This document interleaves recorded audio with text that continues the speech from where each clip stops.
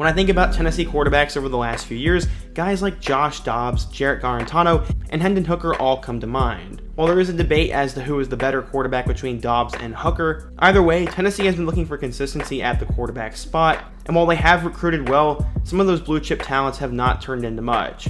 Sherrion Jones was a complete bust, Harrison Bailey transferred after 2 years, JT Shrout left for Colorado, and Quentin Dormady did not pan out. In 2021 though, the Volunteers brought in Josh Heupel to be their new head coach, and he changed their offense right from the get-go. Joe Milton was the week 1 starter, but he flamed out and Hendon Hooker took over and became a star.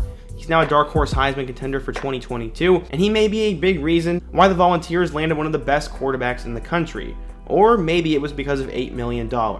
In today's video, we're going to talk about the commitment of a 5-star quarterback to Tennessee. We're going to meet who he is, why he committed to the Volunteers, and what this means for the future of that program. So, without further ado, let's just get started. His name is apparently Nico Iamaleava, and that will be the only time I even try to pronounce his last name in this video, so from now on we're going to refer to him as Nico. As I said earlier, he's a 5-star recruit and currently the 3rd best quarterback in the class of 2023 behind Arch Manning and Malachi Nelson. He is from Long Beach Poly High School and he is 6'6". This guy's apparently dominated at the high school level and he has all the potential in the world to be a star. For a while, the Alabama Crimson Tide were recruiting him pretty hard, but after a visit last fall, Nico apparently fell in love with Tennessee, and then a few weeks ago we got hit with a bombshell. The Athletic reported that a 2023 prospect had inked an NIL deal that would pay up to $8 million. This came out right after Nico visited Tennessee, and a lot of fingers began to point towards Tennessee and him. No offense, but no lineman, receiver, or running back is worth that kind of money, so it was obviously a quarterback, so it was either him or Malachi Nelson. More than likely it is Nico, and if Tennessee did that, that is a smart move on their end, and they ended up landing him. Today, he announced in an Instagram video that was 3 minutes long that he'd be committing to the Volunteers over the likes of Georgia, Oregon, Alabama, and Miami, and he had dozens of scholarship offers. He's apparently the highest rated player to sign with Tennessee since Khalil McKenzie back in 2015, and he's only the 3rd 5-star quarterback signed by the Volunteers in the 2000s, and he joins Casey Clausen and James Banks.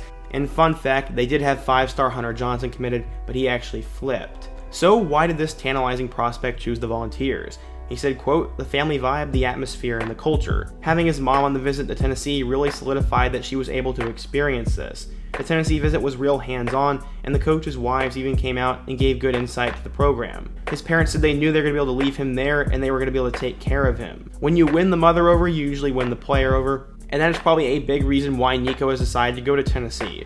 Maybe the $8 million is a big deal too. I mean, we have entered the wild, wild west of NIL recruiting, and if they did in fact do this, then I guarantee you that was a factor as to why he chose Tennessee, but it definitely doesn't tell the whole story. He will still have to show up and play, and if he is a bust, then Tennessee is losing out on a lot of money, and all the guys who wrote the checks for that are going to be very disappointed. Another major reason he probably chose the Volunteers was because of Hendon Hooker. Nico had this to say: "Because of what they've done with the quarterbacks they've had before him, just seeing the numbers that Hooker had opposed to the previous years really sold him. They have a breakdown of every quarterback that starts when he first came in and how they looked at the season's end. So the development part that they showcase, along with all their quarterbacks, played a huge part in why he was going to be developed at Tennessee." While I think a lot of people would agree that Jarrett Garantano didn't really develop in his 4 years, Josh Dobbs did get better and so did Hendon Hooker, so I can see that argument, and maybe that database also factored in quarterbacks from Missouri, UCF, and Oklahoma, where Heupel was before. So, we now know that he is going to Tennessee, and that money, the atmosphere, and Hendon Hooker all played a role in that decision.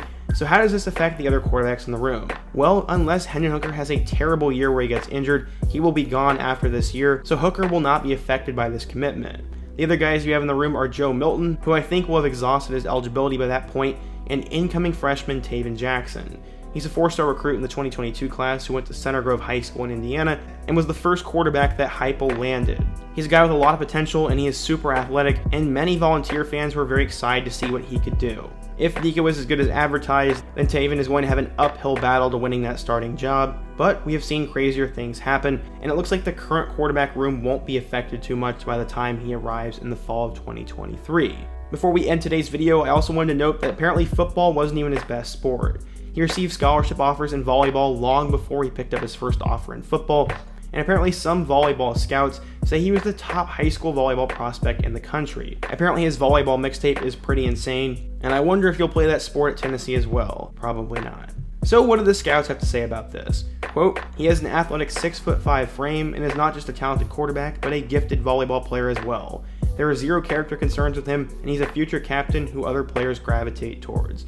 There's not a throw on the field he can't make. Yes, we are still pretty early, but if Tennessee can keep him committed till December, then they will be able to sign him, and he will be the future of this program.